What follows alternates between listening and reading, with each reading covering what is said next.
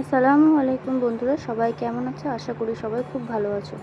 আমি আজকে বানাবো পায়েস। তো হাঁড়িটাকে হাই ফ্লেমে ওভেনে দিয়ে তার উপরে দুধ দিয়ে আর তেজপাতা, এলাচ, লবঙ্গ দিয়ে ভালো করে নাড়িয়ে গরম করছি। অবশ্যই সেটা হাই ফ্লেমে দিয়ে নাড়াতে হবে।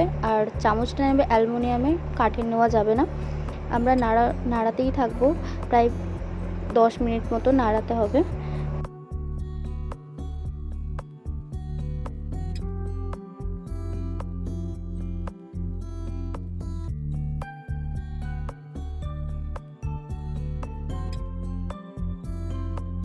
এরপরে একটি পাত্রে জল ঢেলে কয়েকটা আলমন্ড বাদাম কিছুক্ষণের জন্য ভিজিয়ে দিতে হবে।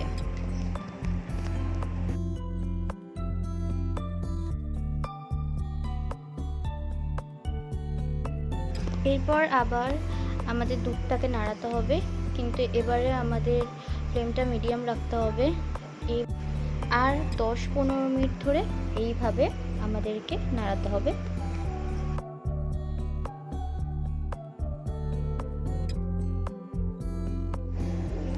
ঠিক দুধটা এভাবে ফুটিয়ে গেলে আমাদের নিজেদের পরিমাণ মতো ভিজিয়ে রাখা চালটা দিয়ে দিতে হবে। আর চামচ দিয়ে ঠিক এইভাবে আমাদেরকে নাড়াতে হবে কন্টিনিউয়াসলি। এরপর আমাদের 3 মিনিট ধরে এইভাবে নাড়াতে হবে যেন তলাটা ধরে না যায়। তারপরে সামান্য পরিমাণে নুন দিয়ে দিলাম।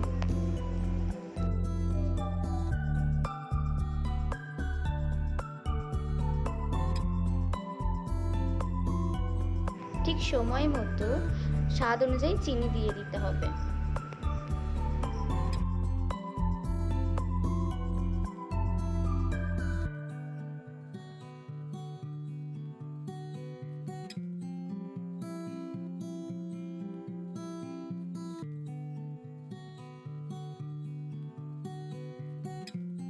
চিনি দেওয়ার পরে ঠিক এইভাবে 10-15 মিনিট ধরে নাড়াতে হবে।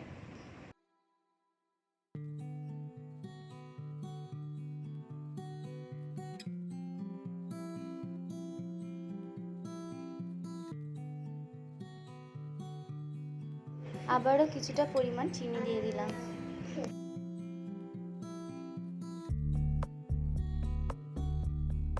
দশ 15 মিনিট নাড়ানোর পর কিছুটা রেখে দিয়ে আমি এইদিকে আলমন্ড, কাজু বাদাম এবং পেস্তা গ্রেট করে নিচ্ছি।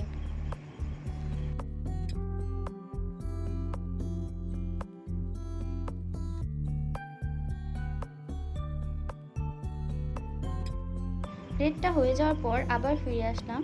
দেখতেই পাচ্ছ পায়েসটা কতটা গাঢ় হয়ে যাচ্ছে।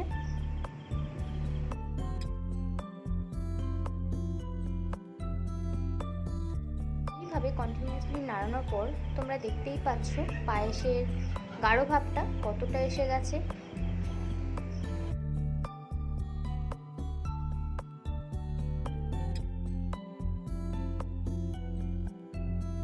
এরপর গ্রেট করা কাজু বাদাম, আলমন্ড আর পেস্তা এইগুলোকে একটি তাওয়াতে ভালো করে ভেজে নেব। ভেজে নেওয়া ইনগ্রেডিয়েন্টসগুলো পায়েসের মধ্যে দিয়ে নেড়ে নেব।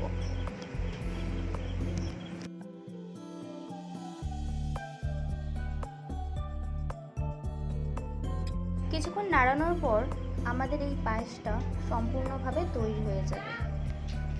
আশা করি সবাই বুঝতে পেরেছো পায়েসের রেসিপিটা। এরকম আরও ভিডিও পেতে গেলে আমার চ্যানেলটাকে সাবস্ক্রাইব এবং ফলো করে দিও ফেসবুকে।